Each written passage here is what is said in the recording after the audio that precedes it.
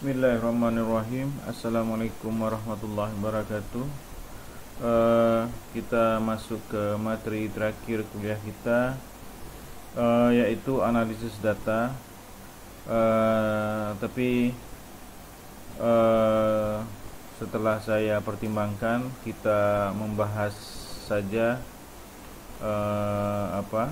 hasil penelitian ya. Kalau di skripsi itu di bab 4.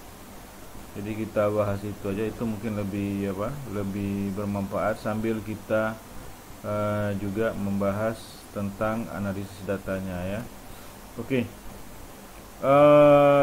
Kita lanjutkan aja ya. Jadi dari skripsi kakak kelas kalian ini, kebetulan dia menggunakan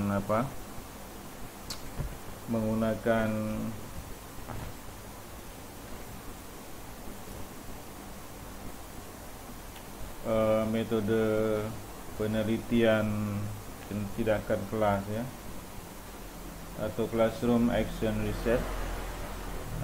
Dia menggunakan model Think, Fire, Share atau TPS ya. Kita tidak membahas ke situnya, kita mungkin lebih membahas teknisnya aja ya, cara menyusunnya aja. Oke. Tapi sebelum kita masuk ke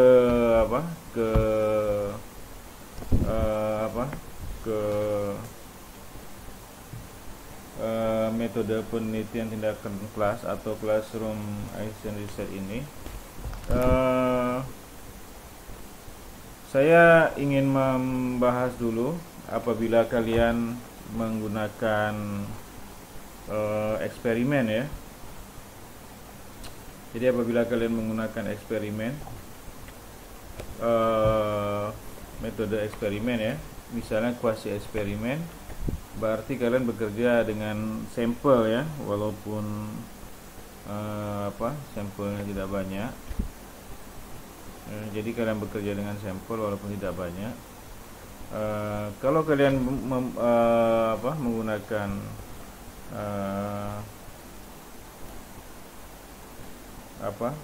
kuasi experience ya, maka agak berbeda pembahasannya. Kalau kalian menggunakan kuasi experience itu akan berbeda, maksud saya kuasi eksperimen ya, itu akan berbeda dengan punya kakak kelas kalian ini yang tindakan kelas ya, atau classroom itu ya, research ya, Classroom Action Research ya, atau metode penelitian tindakan kelas, itu berbeda ya, ada perbedaannya. Jadi dia kalau kuasi eksperimen ini dia khas metode kuantitatif. Jadi seperti yang pernah kita bahas di pembahasan bab 3 beberapa waktu yang lalu. Jadi dia kita harus mengolah sampel ya. Jadi di sini ini, di hasil penelitian ini, di bab 4 ini biasanya kita mulai dengan rancangan penelitiannya ya. Jadi yang A ini biasanya kita mulai dengan rancangan penelitian. Yang A nya kita mulai dengan rancangan penelitian.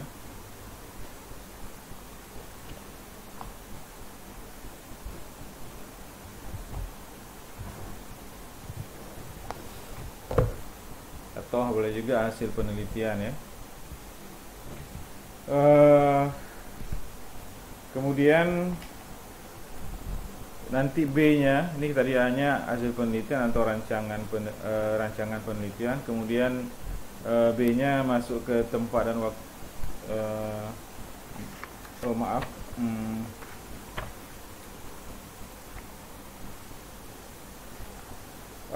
Deskripsi ya. Jadi dia bisa hasil penelitian, bisa deskripsi hasil penelitian ya.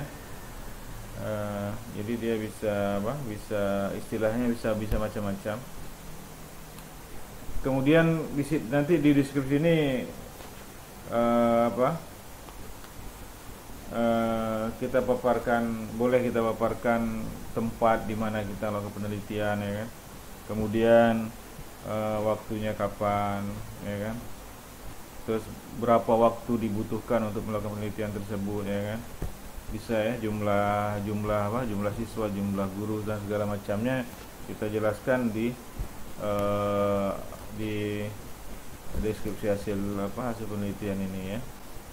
Itu dia. Kalau sama ya, hampir sama antara kuasi eksperimen dengan classroom action research, ya, atau tindakan kelas.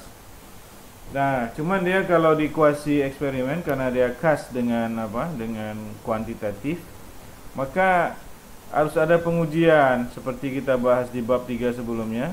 Dia ada beberapa uji, ya, termasuk uji statistik, ya, terkait sama statistik. Kalau kalian belajar statistik dulu itu semua terpakai, ya. Kalau kalian menggunakan kuasi eksperimen, itu terpakai semua. Itu terpakai semua rumus-rumus tersebut, ya. Boleh kalian tergantung kesepakatan kalian dengan dosen pembimbing kalian, apa kalian buat secara detail atau garis besarnya aja, ya, atau nanti mungkin kalian langsung ke uji normalitasnya, boleh juga. Jadi B-nya, kalau A-nya hasil penelitian atau deskripsi hasil penelitian, maka B-nya uji normalitas, ya. B-nya uji normalitas. Jadi dengan statistik, data-data yang udah kita, sampel yang udah kita ambil itu, data-datanya itu yang udah kita ambil, kita uji dengan dengan statistik, ya. Dengan kita uji menggunakan statistik, itu kita uji normalitas. Kemudian seperti yang kita bahas di bab 3, kita lanjutkan dengan uji homogenitas, ya. Setelah hasil penelitian, uji normalitas, kemudian uji homogenitas, ya. Oke, kemudian baru kita nanti coba melakukan yang berikutnya. Kalau dia tadi A, deskripsi hasil penelitian, kemudian B, uji normalitas, ya kan, C, uji homogenitas, kemudian baru kita D-nya kita lakukan uji pengujian hipotesis, ya. Itu dia kalau di kuasi eksperimen. Baru nanti E-nya baru pembahasan hasil penelitian. Saya kira tidak ada masalah, ya, dengan pembahasan hasil penelitian, karena kita udah terbiasa dari pertama kali masuk kuliah melakukan analisis, ya. Kayak di kuliah saya, di awal-awal kuliah saya, waktu baru-baru masuk, biasanya saya udah langsung minta tugas-tugas mahasiswa untuk melakukan analisis, ya. Jadi mereka melakukan analisis. Jadi memang udah dibiasakan, jadi tidak ada masalah sebenarnya. Jadi kalian kalau mengerjakan skripsi sebenarnya tidak ada masalah, karena bab 4 ini, ya, ini lebih ke analisis, ya, lebih ke analisis hasil penelitian kalian. Jadi nggak terlalu susah sebenarnya, ya, karena kalian sudah terbiasa, ya.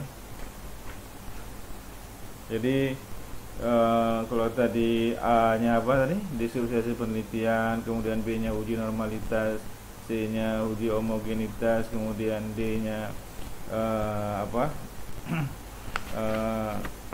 pengujian hipotesis, kemudian E-nya pembahasan hasil penelitian.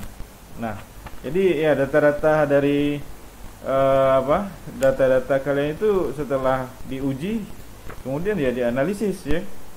Jadi nggak susah, ya, nggak susah. Jadi nggak susah itu. Jadi, tentunya kalau dia kuasi eksperimen, dia harus diuji dengan statistik, dan itu nggak susah, ya. Jadi kalaupun kalian harus bermain dengan statistik, nggak susah. Waktu kalian kuliah dulu ambil statistik, menurut kalian agak susah karena emang fokus kalian banyak kemarin itu, ya. Tapi setelah kalian saat kalian tinggal mengerjakan skripsi, maka fokus kalian adalah di deskripsi. Jadi misalnya kalian perlu memahami tentang statistik, kalian bisa fokus untuk belajar sehingga lebih gampang untuk kalian pahami. Jadi kalian nggak usah khawatir terkait dengan statistik. Jadi kalau kalian mengambil penelitian eksperimen ya, jadi nggak usah takut dengan statistik. Misalnya kuasi eksperimen, jadi nggak usah takut dengan statistik. Insya Allah bisa ya, bisa. Karena memang sebenarnya kalau dulu kalian merasa susah itu karena memang fokus kalian terbagi ya. Oke ya, jadi itu aja dia. Kalau dia kuasi eksperimen itu aja tadi ya. Hasil penelitian, B-nya uji normalitas, C-nya uji homogenitas, kemudian D-nya pengujian hipotesis, kemudian E-nya analisis ya. E-nya pembahasan hasil penelitian ya. Analisis hasil penelitian atau pembahasan hasil penelitian. Saya kira itu aja ya kalau kalian menggunakan kuantitatif, terutama kuasi eksperimen. Jadi tidak susah ya. Kalian tidak perlu takut ya. Kalian tidak perlu takut.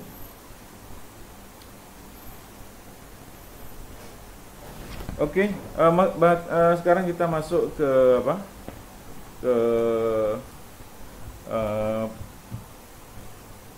skripsi kakak kelas kalian ini.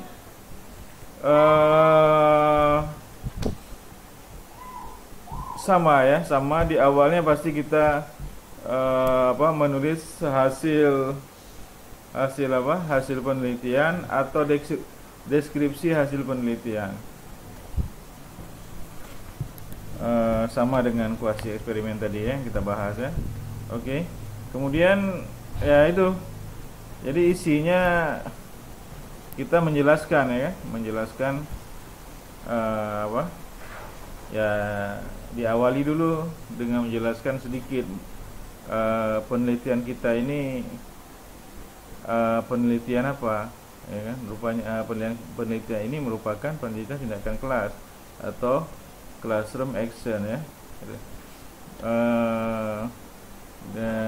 dengan menerapkan model Think Fair Share TPS pada pembelajaran IPA. Dan kita jelaskan aja ya. Jadi kita mendeskripsikan hasil penelitian kita di sini. Oke. Kemudian kita langsung masuk kalau di penelitian tindakan kelas ini, ketika ini ya langsung masuk ke siklus ya. Proses pembelajaran siklus 1, bagaimana hasilnya kan. Saya kira nggak perlu saya cerita terlalu detail ya. Ini hanya sekedar garis besarnya aja. Jadi setelah kalian yang pertama adalah hasil penelitian atau deskripsi hasil penelitian, seperti saya bilang tadi. Kemudian kalian bahas langsung siklusnya kan, proses pembelajaran siklus 1 atau siklus 1. Kemudian kalian kemudian tahap perencanaannya kalian jelaskan ya kan. Kemudian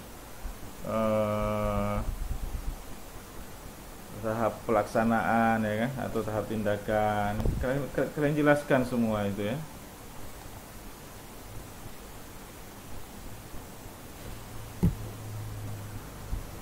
Nggak perlu saya jelaskan karena ini kalian sudah cukup paham dan udah kita bahas beberapa kali ya. Dan di bab 3 juga kita udah bahas ya. Oke, terus kita lanjut ke observasi ya kan. Kita lihat tadi di siklusnya itu memang seperti itu kan. Observasi, hasil observasinya apa? Observasi aktivitas guru ya, kemudian observasi aktivitas siswa ya kan. Itu begitu dia kan. Atau pengamatan aktivitas guru, pengamatan aktivitas siswa. Nanti dia isinya tabel-tabel ya kan, tabel-tabel yang kita atau instrumen yang kita gunakan untuk mengukur penelitian kita ini ya kan, data-data yang kita ambil dengan inilah dia ya kan. Apa aja observasi aktivitas guru ini apa aja? Guru memberi salam ya kan. Oke ya kan. Ini kan udah ada di lembar observasi kalian ya. Ini udah umum ya, hampir semuanya seperti ini kalau apa penelitian tindakan kelas PTK. Jadi kalian sudah paham sekali saya kira. Jadi saya tidak terlalu detail ya, sekedarnya aja, garis besarnya aja. Intinya saya cuma ingin memotivasi kalian tidak sulit mengerjakan skripsi. Kemudian tadi observasi aktivitas siswa ya.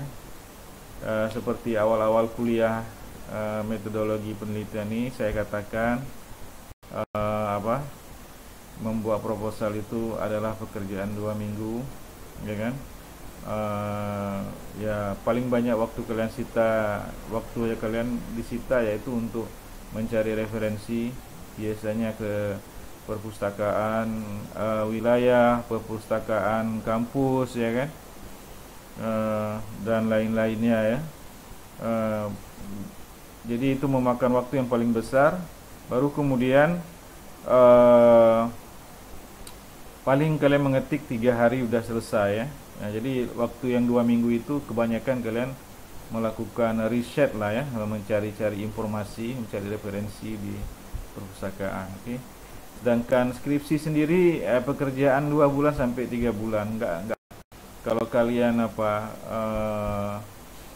betul-betul mengerjakannya selesai dalam 2 bulan atau 3 bulan ya, tidak sulit.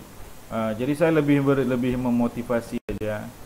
Kemudian ini dia tadi hasil ketuntasan belajar siswanya dari tadi kan, dari kayak mana hasilnya ya kan, dari siklus tadi. Maka keluarlah data-datanya ya kan, keluarlah data-datanya.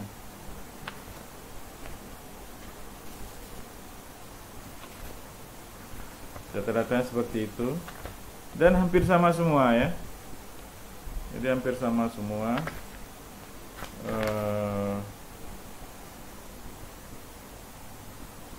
Data-datanya pun hampir-hampir sama.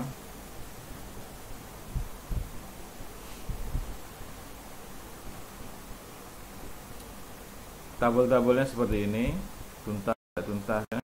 Kemudian baru refleksi ya. Refleksi adalah kegiatan untuk mengingat dan melihat kembali tiap-tiap siklus untuk menyempurnakan pada siklus berikutnya ya. Jadi kita melakukan semacam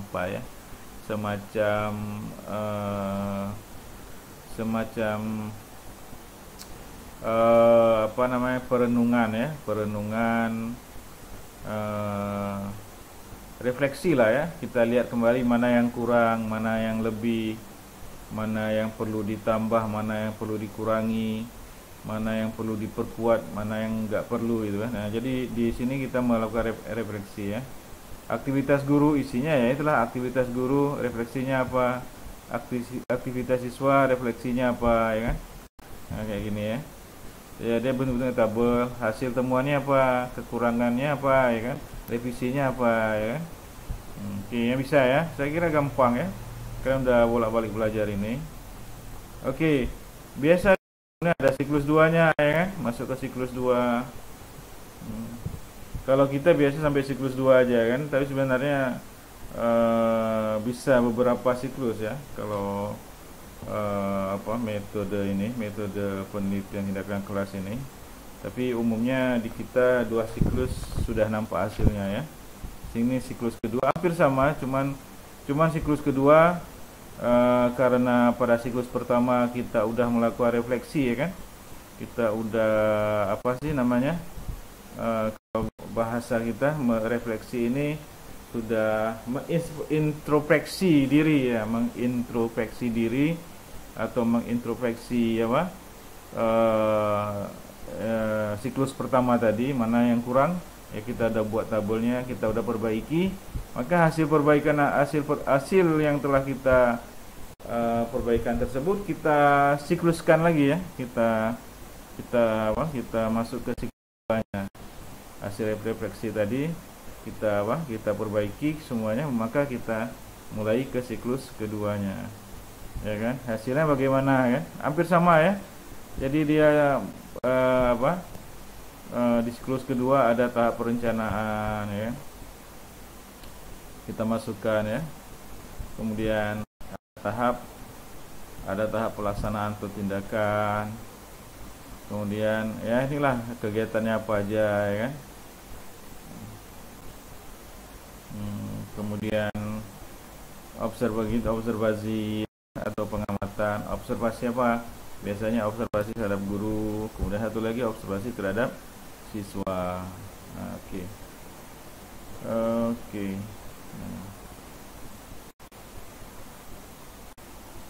Oke, jadi menurut saya insya Allah kalian bisa ya mengerjakan skripsi. Oke. Dan seperti biasa ya, hampir begini semua tampilannya dia di PTK ini ya. Lembar observasinya lembar observasinya pun hampir sama ya, rata-rata seperti ini, cuman isinya berbeda tergantung dengan penelitian kalian apa ya kan. Oke, kemudian ini hasil ketuntasannya, ini dia hasil tes siklus 2 nya. Hasilnya apa? Hasil ketuntasan, hasil tesnya apa gitu kan. Ini dia kan, tidak lulus. Kemudian kita refleksi lagi, kita lakukan refleksi lagi dari siklus tadi. Apa aja refleksinya? Ini dia masukannya kan, hasil temuannya, revisinya apa ya.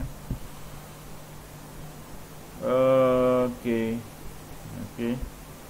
Kemudian karena kita rasa sudah cukup 2 siklus, ya udah kita masuk ke pembahasan hasil penelitian.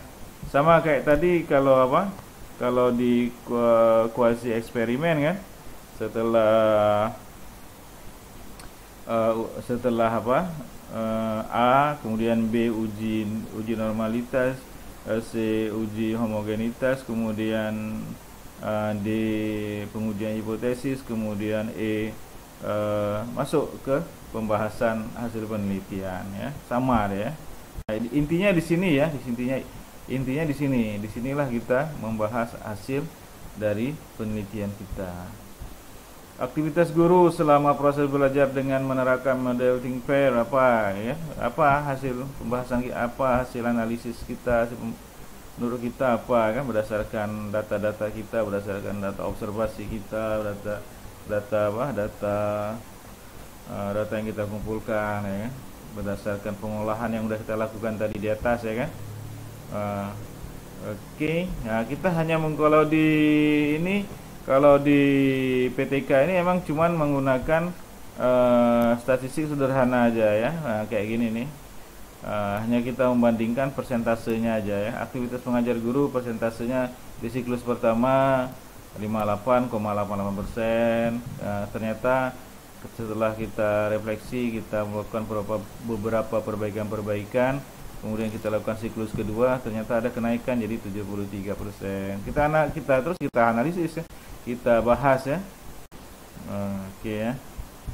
Kemudian aktivitas siswa selama proses pembelajaran dengan menerapkan model think pair C, udah kita analisis juga sama seperti tadi. Biasanya kita pakai statistik sederhana aja. Pada saat siklus pertama